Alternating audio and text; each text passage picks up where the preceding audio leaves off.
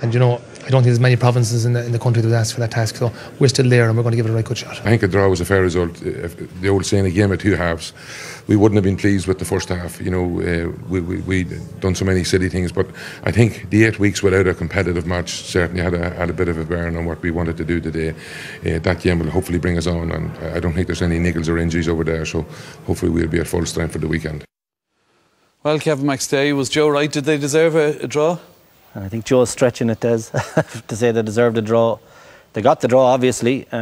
Interestingly, both teams scored the same with the Breeze, 1-8, and scored the same against it, 0-2. So, nice bit of symmetry there. Maybe he might argue that they deserved a draw there, but I don't think so. Sligo will wonder how they lost it. There was, 5 points lead as we ticked into injury time, and it all changed for me on the Sean Armstrong sending off, which was a little bit harsh, I felt, as well. But as usual, the team used the extra man. I thought in a negative sense. We've been seeing this a lot this season, put him back in front of the full back line, and that invited Galway on to a certain degree. Yeah, I thought they were doing that though because they were against the wind as well. Well, I accept that, but I mean, he could have pushed it on a little further. Right. I mean, when Sean Armstrong was sent off, they had an 8-point lead. Sligo had an 8-point lead. It's like they were in a great position. If they were going to tack on another couple of points, that would pad the lead, and they'd probably make it for home. Okay.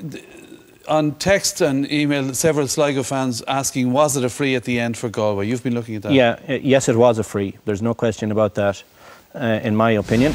They need the free, obviously, and the Sligo lads are being very careful about it, but Eamon O'Hara just isn't careful enough. Hard to see it there, but the referee is very close. Watch the second movement on his left foot.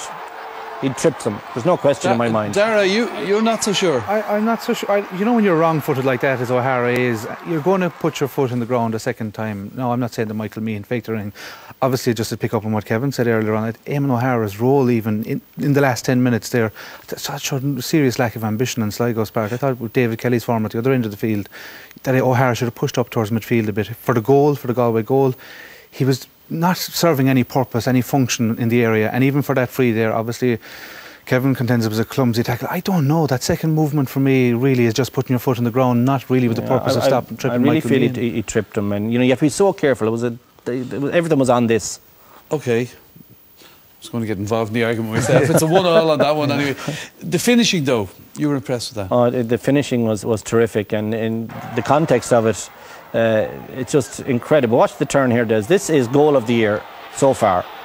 The turn is magnificent, the acceleration terrific, and the reason that goal isn't stopped is because it's unstoppable. The defenders are coming back as fast as they can. David Kelly's angle is tightening. Faherty stands big, but he just slips it in. And Pádraig Joyce's pass here, the way he unlocks the defence, is outstanding, because they have to get a goal, obviously. And just watch it here, the way he just straightens it up, perfect for Owen Concannon. And a great goal, a great finish, in fairness.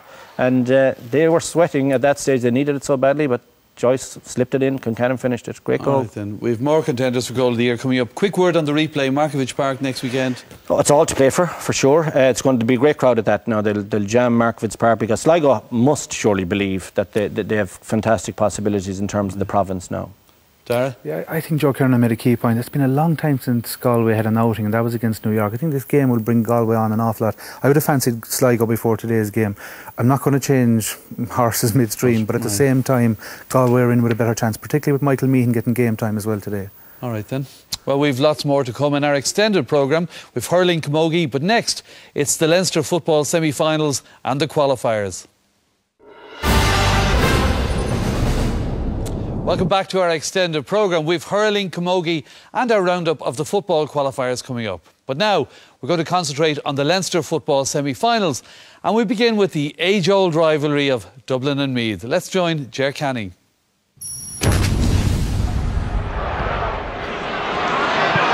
Shane O'Rourke racing. Rory O'Carroll over there, catching him. Referee allows play to continue. O'Rourke with difficulty gets his kick in, and it's an excellent kick. Really good point by Shane O'Rourke. Here's Ross McConnell. Neatly in here. Alan Brogan has space on there for Brian Cullen. Cullen over the bar. What a good run forward. And Brian Cullen recalled to the Dublin team. That was a very good move. His last championship start was against Kerry here last August. Way out there towards Stephen Bray. Former All-Star chasing after him as Fennell. Gets away from him. How's it go? What a cracking good shot. Stephen Bray.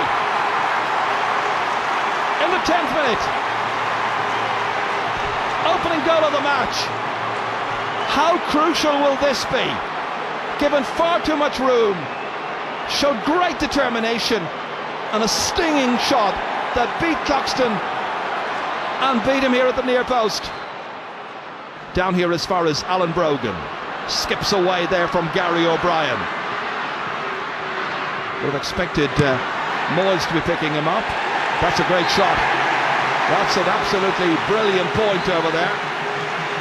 And it's Bernard Brogan who gets it. That's good play here by Cian Ward, drifting forward, release to Shane O'Rourke, onto the left. It thunders up into the air and it comes down over the bar. A second for Shane O'Rourke. Keeney's blocked down. Harrington's after it, but he loses it, and there's a jersey puck there by Mile. Corkery on with it, comes to Quinn, and Mossy Quinn puts it over the bar. Good score, that's a third for Mossy Quinn, the returned hero. First from play this afternoon. It's Kevin Riley. Out to Kenny. Again firing it in quickly to Stephen Bray. The ball's going in so quickly, trying to unnerve this Dublin backline. It's a good tactic. Bray, this time, gets clear of the challenges and forces it over the bar with his left boot. Excellent score. Riley again, well blocked this time by Michael Fitzsimons. Meath have it again. It's Cian Ward trying to drift away, almost effortlessly. Look at him go. Little chip up into the air, and that one ends over the bar. It's a great score by Cian Ward. Dublin unable to get a decent tackle on him.